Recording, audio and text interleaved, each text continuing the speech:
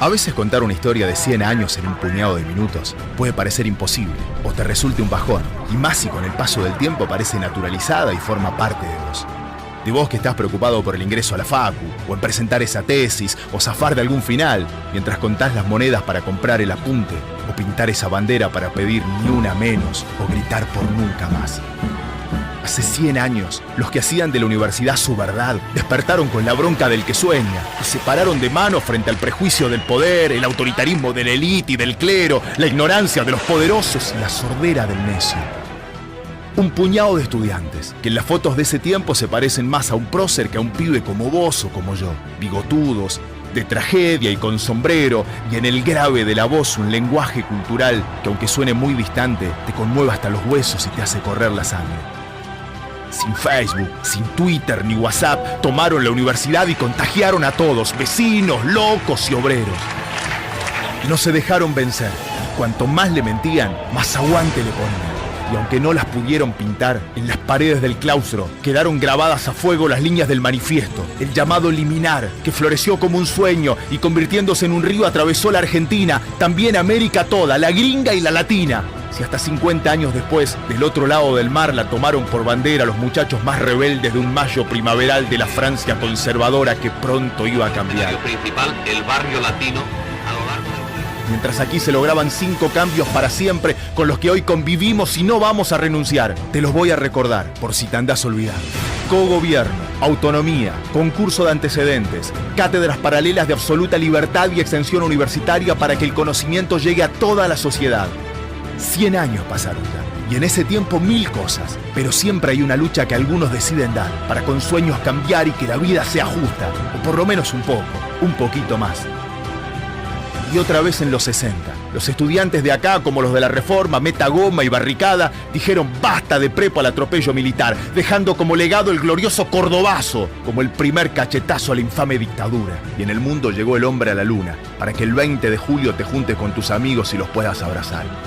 El mundo siguió de locos, con muros, guerras y paz. En ese mundo de locos, algunos muros y hombres cayeron por peso propio en nombre de la libertad. Y se cayeron las torres, y en nombre de una tal paz hicieron algunas guerras porque nunca están de más. Y se caen las mujeres peleando por la igualdad, y parece una locura que hasta el 51 ni las dejaban votar. La ley que consagra nuestros derechos cívicos y la reforma... Fuimos campeones del mundo mientras parecía que nada pasaba acá. Nos mandaron a la guerra y volvimos a pelear. Caímos, nos levantamos, nos volvieron a golpear. Conocimos los laureles y algo de la libertad. Se aflojaron unas piernas, pero supimos pegar. Defendimos la memoria y entre pañuelo y pañuelo no la vamos a soltar. Pero lo más importante es no permitir olvidar que los derechos y las luchas que nos legaron de atrás se defienden cada día, porque aunque parezcan eternos, siempre los pueden robar. Hay luchas que ya nos dimos y muchas más para dar. Defendamos el libre acceso a nuestra universidad, el boleto educativo y su gratuidad, las becas y los sueños, el amor y la diversidad. Córdoba se redime. Desde hoy contamos para el país con una vergüenza menos y una libertad más. Los dolores que quedan son las libertades que faltan. Creemos no equivocarnos. Las resonancias del corazón nos lo advierten. Estamos pisando sobre una revolución. Estamos viviendo una hora americana, decía Deodoro Roca en el manifiesto liminar. Mientras yo solo les digo, bienvenidos este año a nuestra universidad, en el que Córdoba añora el despertar de la idea más hermosa que ha nacido en esta tierra, acerca de la libertad.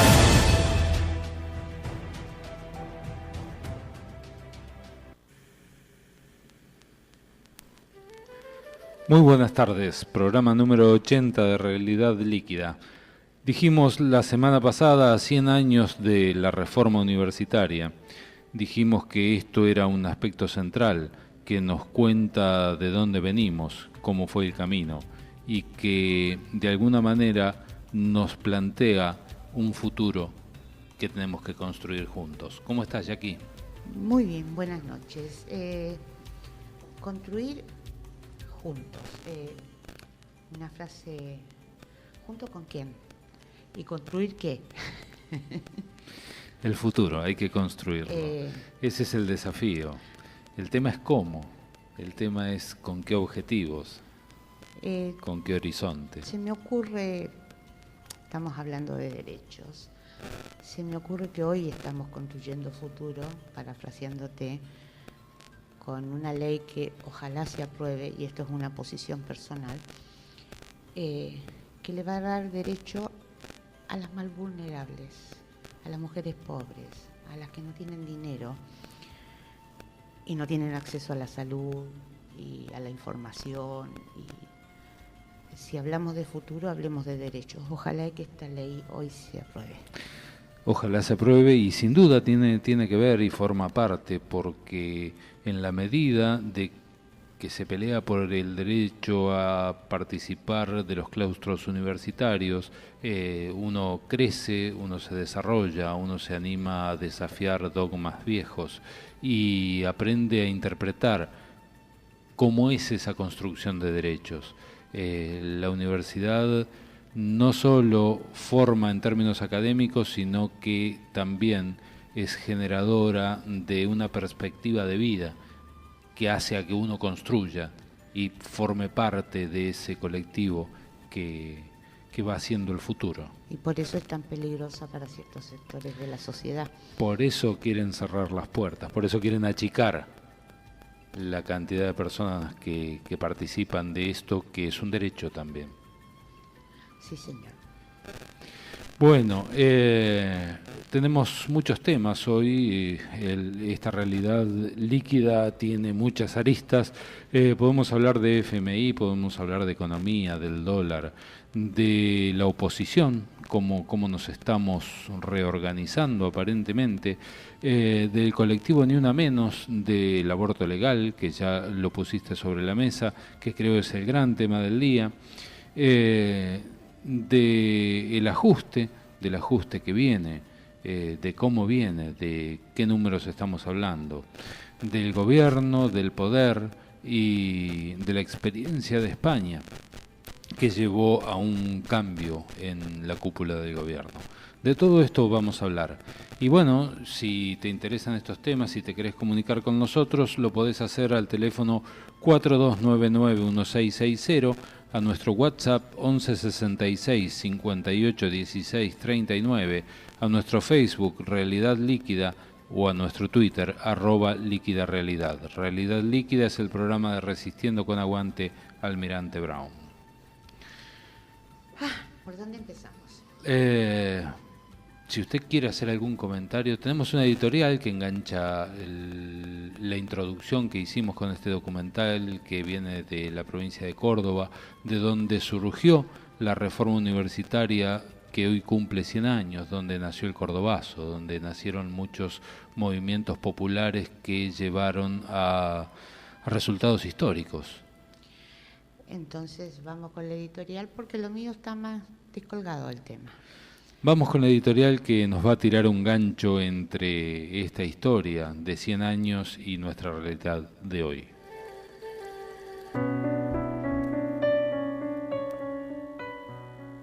La reforma universitaria de 1918 y toda su significancia en Argentina, en América y en el mundo, porque hasta fue inspiradora en el Mayo francés.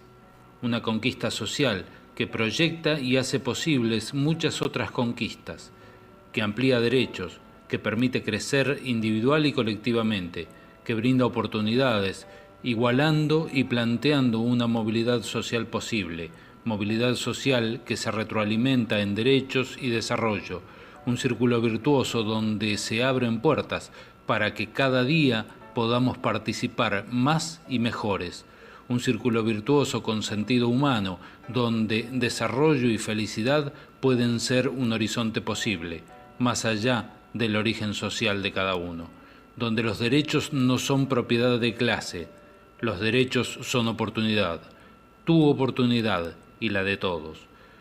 De todo eso hablamos cuando hablamos de universidades a disposición de una sociedad que quiere evolucionar y desarrollarse. Obviamente no es la que quiere Vidal. Ahí se expresa esa tensión permanente con los intereses mezquinos de quienes se adueñaron de un supuesto linaje patricio, pretendiendo su bienestar a costillas de quien trabaja, de quien necesitan como mano de obra barata bajo el pretexto de competitividad con países que no son y no han sabido de derechos, de movilidad social, y mucho menos de reforma universitaria, ni de oportunidades de proyectarse como nuestros abuelos, nuestros viejos y nosotros mismos, proyectar a mi hijo el doctor. Porque cuando endeudan, ajustan, restan derechos, buscan arrinconarnos al borde de la subsistencia y nos quieren cerrar las puertas de las universidades. Todo eso, en su conjunto, es su modelo neoliberal. Por eso Macri se negaba a hablar de modelos económicos y de país en la campaña, ¿recuerdan? Escuchá la voz del cinismo. Es un gobierno que escuche, que dialogue, que rinda cuentas, que respete la independencia de poderes, que respete si María Laura Santillán tiene una crítica, bueno, que haga su crítica. No es el fin del mundo.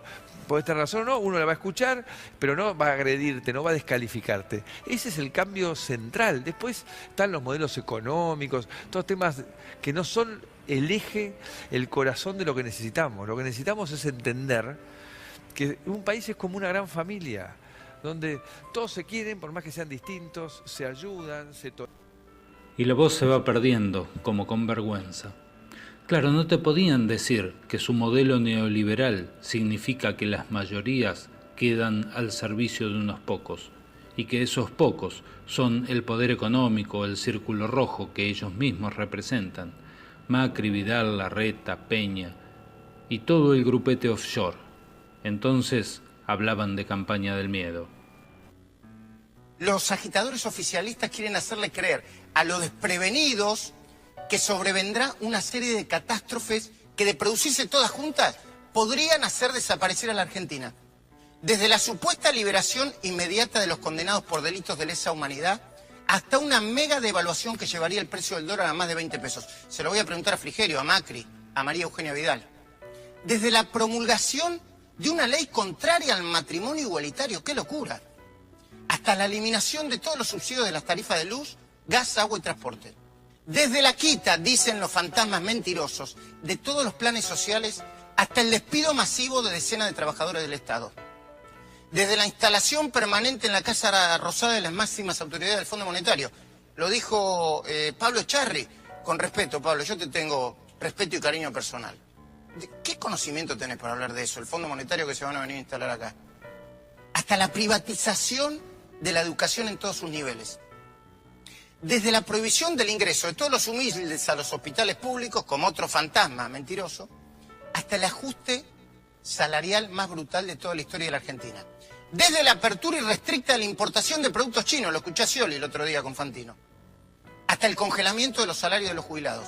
Todo esto condimentado con una buena cuota de viejas fotos y viejos videos que hacen aparecer a Macri apoyando a la dictadura militar, a Carlos Menem, a Eduardo Duhalde, a Domingo Cavallo y a todo lo que una buena parte de la opinión pública registra y considera nefasto. Realidad líquida. Hablaban de campaña del miedo al principio y después intentaban seguir sosteniendo sus mentiras de muchas formas. Mirá cómo manejaba el tema inflación Pinedo hace 2 años, siempre en forma muy breve. En un momento espantoso de inflación, que va así, ¿no? Mayo todavía va a ser más bajo que este y después va a caer así. Eso es lo que va a pasar. Pero va a ser así la inflación. Miércoles. Así va a ser. Y eso se está viendo ya. Va a ser shuk. Pero ahora que todo está a la vista de todos, ahora que hay pruebas, frente a ese monstruo al que es necesario oponer la unidad de las mayorías, aquí va nuestra propia crítica, autocrítica a una mayoría mezquina, ególatra y o poco inteligente. Me gustaría tener certezas. Hoy me gustaría tener certeza que aquí nace un plan de lucha contra este modelo y que se va a sostener en el tiempo con este nivel de coherencia y cohesión que está apareciendo en estos días. Que la suma de los nuevos actores sociales, de la economía popular, el colectivo Ni Una Menos, den mayor volumen, mayor importancia, que de hecho la tienen, la han ganado. que la dirigencia que venía rezagada se ponga a la altura, que surja un programa de acuerdos básicos. Despertemos, o seguirá la fiesta con la gente afuera.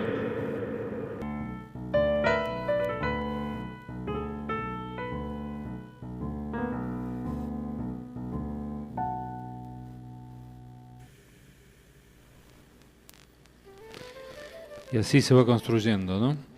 Hablar de universidades, hablar de mi hijo el doctor, yo lo escucho desde siempre esto. Eso es movilidad social. La campaña del miedo se comenzó a construir a partir de esto que decía Macri en cuanto a que lo importante no son los modelos. No hay que hablar de un modelo de país, de un modelo económico, sino que hay que hablar de que todos somos buenos, somos una gran familia. Majul, un cipayo que a mí me da alergia, al servicio de su amo, mintiendo, fogoneando. A ver, Majul para mí no es una persona muy inteligente, así que podía no estar mintiendo, podía haber creído fehacientemente lo que decía Macri. Hasta ahí es disculpable. Ahora, 2 años y medio después, habiendo pasado todo eso que él decía que no iba a pasar, que era mentira, Sí. que era campaña del miedo, y más todavía, porque han pasado muchas más cosas, que siga sosteniendo, ahí ya la estupidez es... A lo mejor además de poco inteligente tiene problemas de memoria. Me parece que toda esta gente tiene problemas de memoria, porque todos dicen una cosa. Es terrible, ellos usaron todo el arsenal de medios tradicionales, gráfica, televisión, además de las redes, Uh-huh. para ganar las elecciones de 2015, las de 2017. Y las usaron muy bien.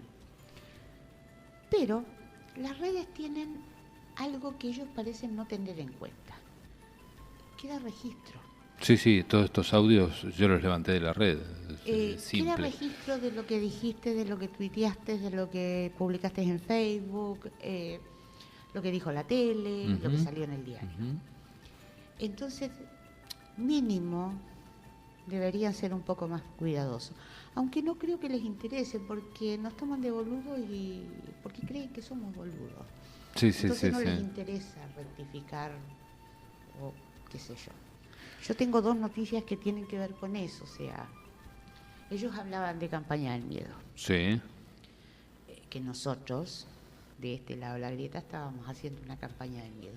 Pero ellos también hicieron, no sé si una campaña del miedo, pero una campaña de difamación para ponernos a nosotros como los monstruos a los que había que matar, los dragones que los caballeros iban a matar. Estas mentiras de a poco se van cayendo. En el año 2015, Feynman le dijo a CFK que era chorra, que era coimera, qué sé yo. Por esto, el abogado de Cristina, Gregorio Dalbón, lo denunció y le hizo Una querella, juicio. claro. Hubo una audiencia de conciliación, no se pusieron de acuerdo, hoy hubo otra. Hoy Feynman reconoció que había insultado, que había injuriado a CFK y le pidió disculpas. Pero lo quiso que esas disculpas quedaran en el acta que estaba labrando el secretario juzgado.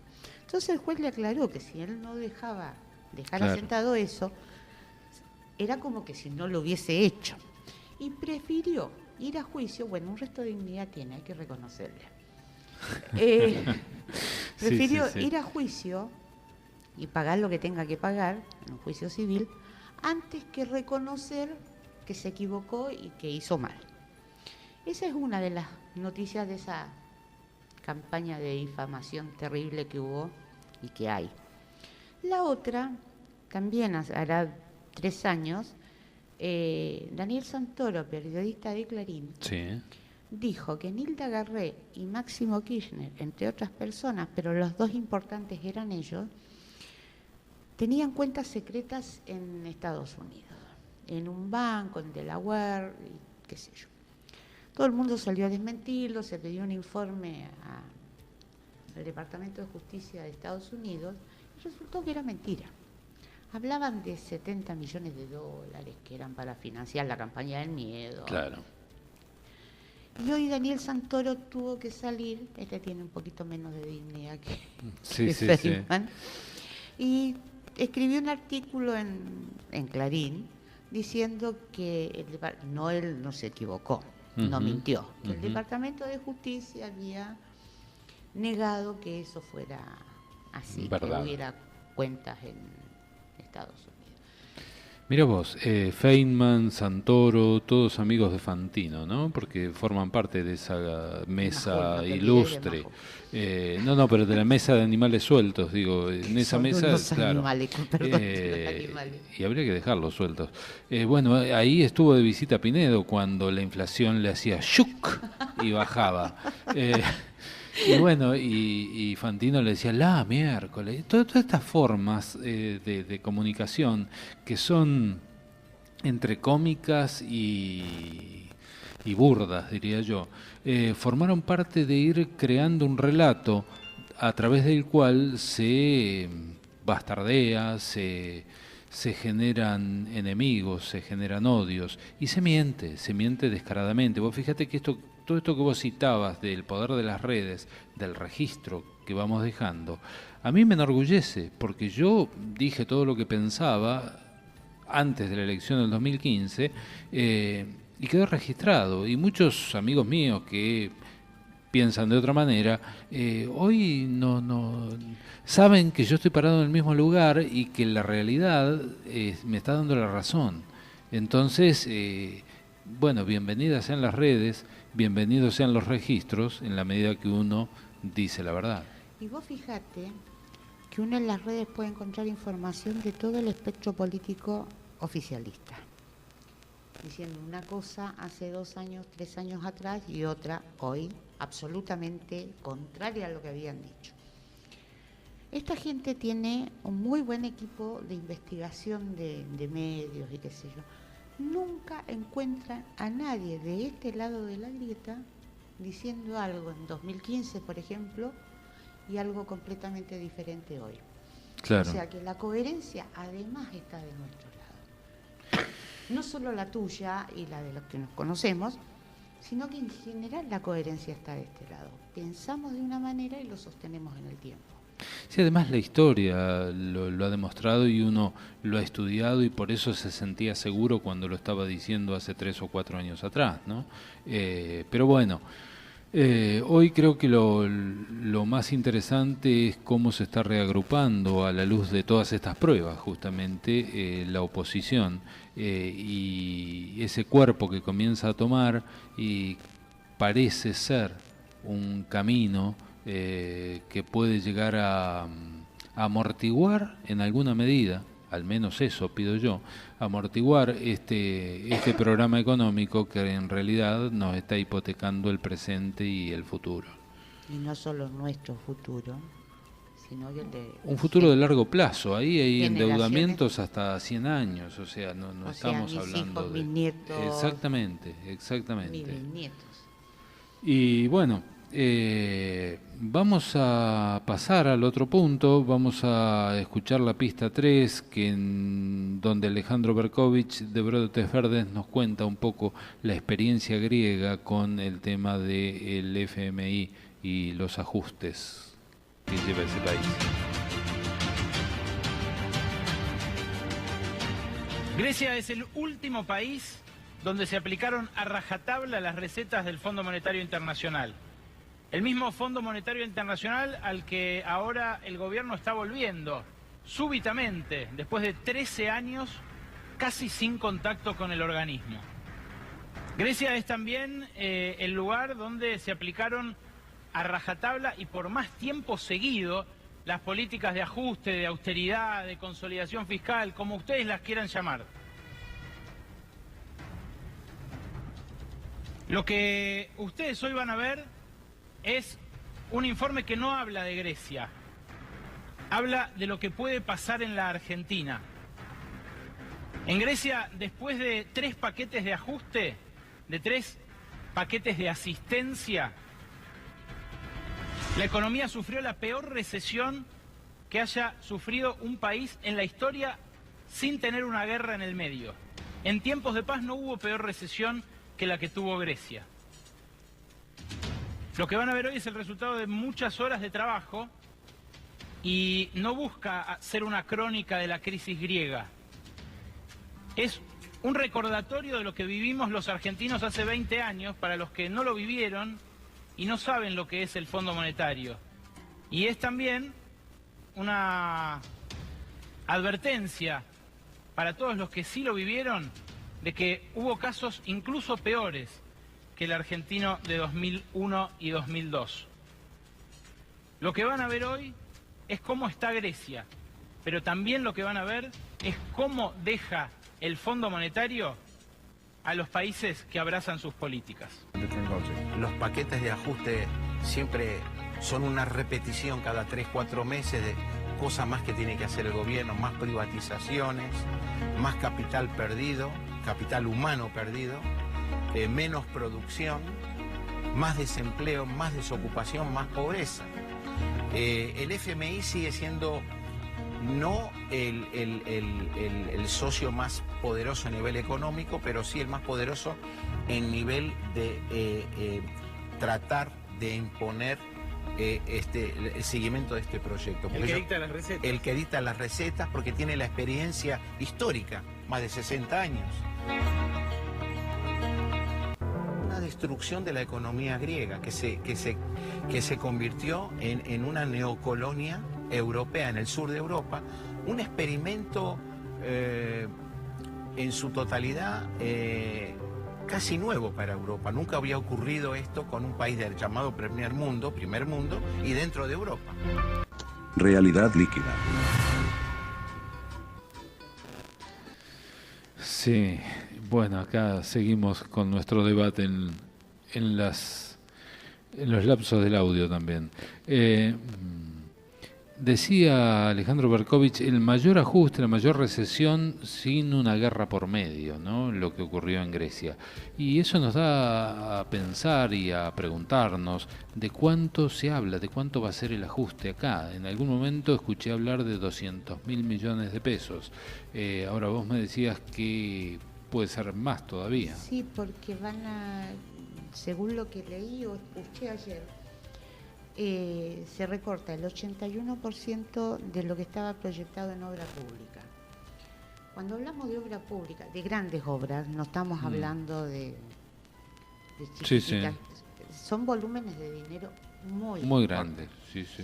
Después hay otra cosa que nos hace pensar que el ajuste va a ser más grande. Argentina es el país que ha recibido el préstamo o va a recibir, entre comillas, el préstamo más grande del Fondo Monetario Internacional. Lo que me hace pensar, y no soy la única, yo no soy economista, pero hay economistas que lo dicen, incluso economistas neoliberales, que el ajuste va a ir en consonancia a la cantidad de dinero prestado. Te doy más, pero te pido más. Sí, tiene que asegurarse el recobro de eso. Claro, entonces hablar de 200.000 millones no me parece loco. Al contrario, me parece estaría dentro de lo que uno puede esperar que sea el recorte. Claro, también es cierto que este préstamo récord se va por desembolsos y los desembolsos dependen de los niveles de cumplimiento del ajuste requerido por el FMI en este caso por los condicionamientos, lo que convierte a toda esta situación, y hoy lo decía gente muy metida en el esquema político nacional, esto convierte en un cogobierno el futuro inmediato. El Fondo Monetario en la Casa Rosada. Claro. Igual están haciendo lo que quieren con las condiciones. Yo no sé cómo va a actuar el fondo con respecto a esto. Hoy Caputo gastó a cuenta de la plata que todavía no llegó, 7.500 millones de dólares para evitar el problema con el dólar. Que ese dinero no viene para eso, supuestamente. No, es cierto, no viene para eso. Por otro lado, como les estaba por estallar el país en las manos y querían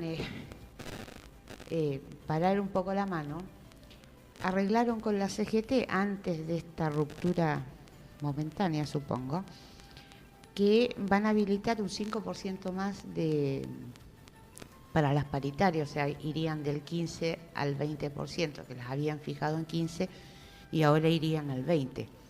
Eso tampoco estaba autorizado por el Fondo Monetario. Fíjate que ya formando parte del ajuste y previo, porque el ajuste, a ver, los métodos del FMI y las políticas de Cambiemos son iguales. Son iguales. Entonces, lo que estaba planteado de antemano en cuanto a paritarias, que se dice que son libres y qué sé yo, en realidad tenían techo. Ahora quedó claro que tenían techo. El techo estaba en el orden del 10, en el orden del 12, en el orden del 15. Ahora lo llevaron al 20, cuando en realidad la inflación va a ser superior al 27, dicen los más optimistas, superior al 30. Mucha gente que dice que más de 30. Correcto. Entonces... igual perdemos al 10%. Claro, claro. Este es el calibre del ajuste. Y esta desventaja de las paritarias con respecto de la inflación forman parte de empezar a visualizar quién paga la diferencia. Pero bueno, vamos a escuchar un poquito de música y después volvemos con los temas restantes. Vamos a la pista 4. Jorge, la buena música de Calle 13 que siempre nos tira un cable. Y el cable es que estas hormigas hoy pueden hacer historia. Estoy hablando de el debate por la ley IBE, que es la de despenalización y legalización del aborto seguro, legal y gratuito. Yo estoy muy comprometida con este tema, calculo que como muchas mujeres, no soy la única, y estuve mirando de qué se trata el dictamen que se podría convertir en ley hoy. El proyecto cuenta con 22 artículos, no se los voy a leer todos, pero es interesante, por ejemplo, decir que contempla el aborto hasta la semana 14 inclusive, con excepciones que tienen que ver con la vida de la madre o con la posibilidad de que el feto no tenga vida extrauterina. Que las menores de 16 años deberán realizar el consentimiento informado según las normas de la Convención del Niño. Es muy interesante esto, porque tenemos instrumentos que no estamos usando. La Convención del Niño hoy prácticamente no existe en la Argentina para las autoridades. Esperemos que esto se cumpla. Que el consentimiento debe ser informado por escrito y en forma personal. Nadie puede firmar por otro. El aborto tiene que ser realizado dentro de los 5 días de requerida la práctica. Los hospitales, las prepagas, las obras sociales tienen la obligación, todos, las instituciones no pueden ser objetoras de conciencia. Pueden serlo personas particulares, lo tienen que asentar por escrito, pero en el caso de que en la institución de la que se tratare en ese momento no hubiese un médico que no fuese objetor de conciencia, prima el tema salud por sobre la objeción. O sea, podés estar en la lista, podés estar autorizado, pero si sos el único médico tenés que realizar la práctica. Eso me parece muy interesante porque de lo contrario, iba a pasar lo que está pasando en Chile, que hay instituciones que son objetoras de conciencia. Entonces, en Chile hay aborto por causales, como había antes acá el protocolo. Hay instituciones completas que no lo hacen. Entonces las mujeres igualmente se quedan sin la práctica a la que los obliga la ley. Acá no va a poder ser así. Sos objetor de conciencia, sos el único médico, vas a tener que hacer igual el aborto. Esto corre para la medicina prepaga, para los hospitales y las obras sociales, como ya dije antes. Tiene que haber contención psicológica, social, antes, durante y después de la práctica. Tiene que haber información sobre anticoncepción y un seguimiento, y en lo posible hacer una estadística en los distintos lugares. Que también está bueno porque la Argentina, si de algo carece, son de estadísticas fidedignas. Y claro, en la medida que no es legal, es muy difícil que haya registros. Las personas, los médicos, el personal médico que participe de estas prácticas no van a estar sujetos, como ahora, si a alguien se le ocurre, a responsabilidad civil, penal o administrativa, salvo que haya mala praxis que ya corre por otro camino. Sí, eso es en una apendicitis cuenta lo mismo, digamos. Bueno, eso con respecto, son 22 artículos, yo hice un pandeo muy chiquito en 4 o 5. Lo que yo les quería contar es otra cosa. Estos días se discutió mucho que la moral, que la ética, que yo no estoy de acuerdo, hablando siempre en primera persona. Hoy de Mendiguren, diputado del Frente Renovador, publicó una serie de tuits en donde cambia su voto. Él estaba en contra del aborto, de la ley de despenalización del aborto. Pero dice que yendo al plenario de comisiones, donde durante 2 meses se trató este tema, se dio cuenta que esto no era un problema personal o de conciencia, era un problema de salud pública. Y en uno de sus tweets escribe: soy católico y tengo convicciones profundas sobre la vida y la ética. No estoy de acuerdo con el aborto, nunca lo estuve ni lo estaré, pero mis convicciones son mías. Mira qué interesante. Y mi responsabilidad como legislador nacional es legislar para toda la sociedad. Las creencias personales deben subordinarse a las iniciativas vinculadas con la salud pública y las políticas que puedan garantizarla. Un aplauso, yo le doy un aplauso. Es un señor con el que tengo profundas diferencias ideológico-políticas, pero es un señor que entendió que esto no pasa por lo que yo creo, por lo que yo quiero, por lo que yo pienso. Pasa porque hay mujeres que mueren y la salud se tiene que hacer cargo de esas vidas.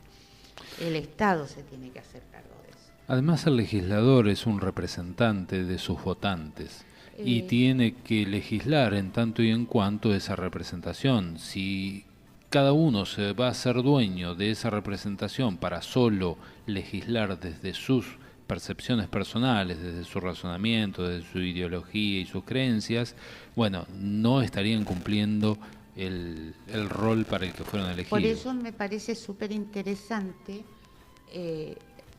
lo pongo como ejemplo de Mendiguren, hubo otros casos, sí, hay varios pero casos. Él fue el más claro al expresarlo, digamos. Sin duda, así. Claro y contundente.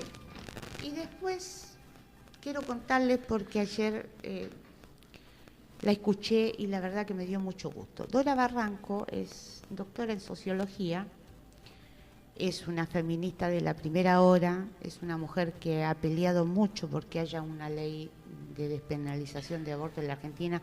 Y culturalmente un nivel de la hostia, dirían en España. Fue mi profesora, lo sé. La verdad te envidio. Y ella anoche fue entrevistada por Alejandro Berkovich en Brotes Verdes y decía, palabra más, palabra menos, que no importaba qué pasara con la ley hoy, que ojalá se aprobara, por lo menos se le diera media sanción en diputados, pero que ya nosotras, y cuando dice nosotras se refiere a las mujeres, ya ganamos. Ganamos la calle, ganamos la subjetividad de la gente que no entendía el tema, que no lo conocía, que no sabía de todas las aristas que tiene. Y que ya ganamos porque años atrás, no muchos, 20 años atrás, las que iban, y a mí me tocó, yo tengo 62, a una marcha pro despenalización éramos 20 y mujeres mayores. Claro. Y hoy están las pibas en la calle. Sí, sí. Entonces la ley puede o no ser aprobada. Ahora, que va a volver el año que viene al Congreso, va a volver. Y si no es el año que viene, será el siguiente, lo será. Porque las pibas, con el empuje que tienen, no van a dejar que esto caiga. entonces nosotras ya ganamos. Y Sin me duda. pareció muy interesante que dijera que nosotras ya habíamos ganado, porque yo lo siento así, esto nunca se había discutido de esta manera. Quiero ir más allá, espero que se apruebe, pero si no se aprueba, ya ganamos. Ojalá se apruebe, y yo comparto tanto este razonamiento que, bueno, desde mi rol de varón, digamos, me parece un crecimiento para la sociedad en su conjunto. Poder debatir estos temas, poder entender y madurar desde la perspectiva que lo planteaba de Mendiguren, por ejemplo, entre otros casos que ha habido. Él dice que ha habido un crecimiento tal como sociedad que somos capaces de discutir un tema tan espinoso como es una ley de despenalización del aborto con seriedad y civilizadamente. Y el hecho de que se haya debatido en comisiones lo hizo a él entender que sus convicciones personales, lo que dice en sus tweets, no tienen nada que ver con lo que necesita la sociedad. Con lo que necesita la sociedad a partir de hechos, ¿no? Porque el aborto existe, mueren muchas mujeres por año a partir de la mala praxis que hay alrededor de este tema. Y no solamente mueren, Carlos, porque siempre estamos contando las que ya no están. Hay muchas mujeres con abortos mal hechos que pasan tiempo largo enfermas por infecciones. Sí, sí. Hay muchas mujeres que nunca más pueden concebir, aunque ese sea su deseo. Entonces no es solamente muerte, es un drama desde tomar la decisión hasta arriesgar a ver qué nos va a pasar con nuestro cuerpo, con nuestra alma. Porque se habla mucho de, sí, porque son abortistas. Ninguna mujer que haya pasado por la experiencia de un aborto, ya sea espontáneo, ya sea provocado, quiere volver por otro aborto. Es una experiencia frustrante, angustiante. Nadie lo elige. Sobre todo la clandestinidad que se hacía hasta ahora, espero que no se haga más. Entonces, no hablen livianamente del otro, de los sentimientos del otro, cuando no saben. Solo las mujeres que han abortado saben el momento espantoso que es tomar esa decisión y realizarla. Y esto que vos referías antes acerca de que ya se ganó, que la sociedad ya ganó, que el colectivo Ni Una Menos ya ganó en esta lucha, es muy similar, creo yo, a lo que ocurrió con la ley de medios. La ley de medios fue para atrás porque, bueno, con decretos entre gallos y medias noches y toda la mala praxis de este gobierno con respecto a lo que es la libertad de expresión, perdió terreno. Tanto es así que se han hecho grandes negocios en estos años de gobierno de Cambiemos en materia de comunicaciones y se siguen haciendo. Pero en la conciencia popular, en la conciencia social, está muy claro qué es la libertad de expresión, qué debería hacer un gobierno para que exista la libertad de expresión y lo que esto significa en un terreno donde pretendemos hablar de democracia, donde pretendemos hablar de igualdad de oportunidades, de pluralidad, ¿no? En la sociedad ya está, la sociedad ya ganó. En la sociedad hay muchas cosas. Hace poco leía, creo que algo de eso comenté acá en alguno de estos últimos programas. Antes del kirchnerismo, las cosas sucedían porque sí. Alguien nos daba derechos, no es que nosotros los conseguíamos, alguien nos daba derechos. El sentido de protagonismo, ¿no? Las cosas pasaban. Después, durante el kirchnerismo, que las cosas no pasan así mágicamente. Esa frase famosa del kirchnerismo, no fue magia. No, es así, no fue magia. Los derechos se pelean, se militan en la calle, se discuten en el Congreso, qué sé yo. Y después de esos 12 años, lo que ganamos, yo creo que lo que más ganamos es conciencia. No toda la que debería haber, pero ganamos conciencia. Hay una buena porción de la población que sabe que los derechos se ganan, se pelean, se discuten, se disputan. El empoderamiento que se habló el 9 de diciembre, que planteó Cristina Fernández de Kirchner en su reunión de despedida con no sé cuántos miles y miles de personas, de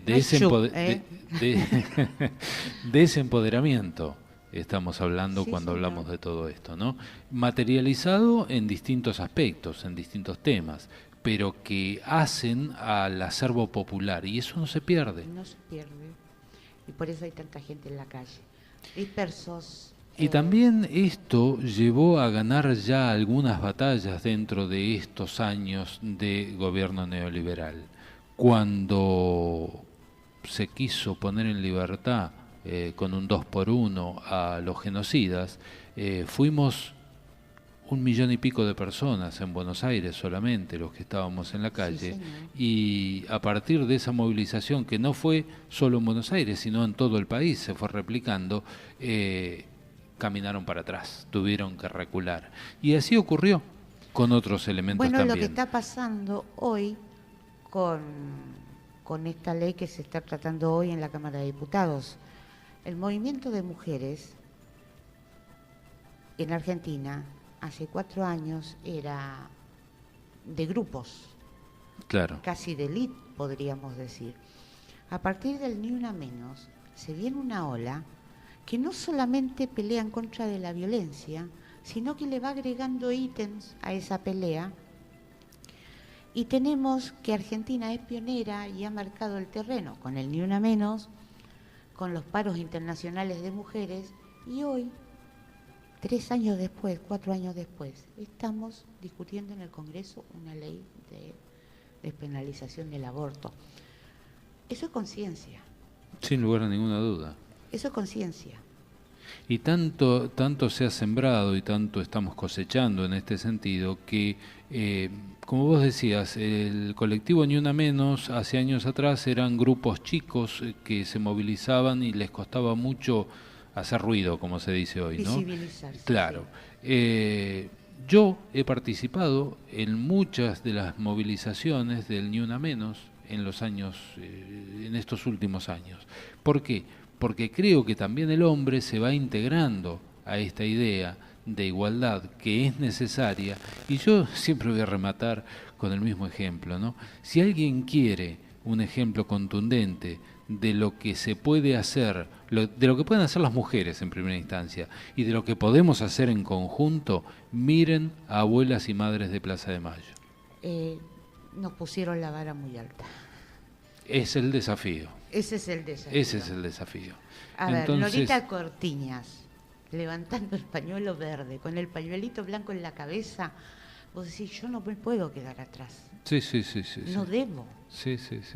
Y se levantaron del peor de los dolores para dar su batalla en su momento, ¿no? Sí, señor. Entonces son un ejemplo contundente y reconocido en todo el mundo. Aquí solo un colectivo muy chico de los que están hoy en el poder tratan de denostarlas de cualquier manera. Bueno, pero sabemos de dónde venimos, y si no, Mazot no diría nosotros, hablando de la dictadura. Sí. Qué personaje nefasto. Pero bueno, vamos a tratar de aprovechar los 5 minutos que van quedando, si es que van quedando. ¿Cómo estamos de tiempo? Estamos fuera. Antes del paro de mañana. Vamos con el paro y nada más decir que mañana las 2 CTA y los camioneros llaman a un paro nacional con movilización. Va a haber un acto a las 4 de la tarde en la Plaza de Mayo, y es importante porque todo el mundo pide que se despierten los dirigentes, que la gente salga a la calle. Bueno, mañana vamos a salir y espero que sea contundente.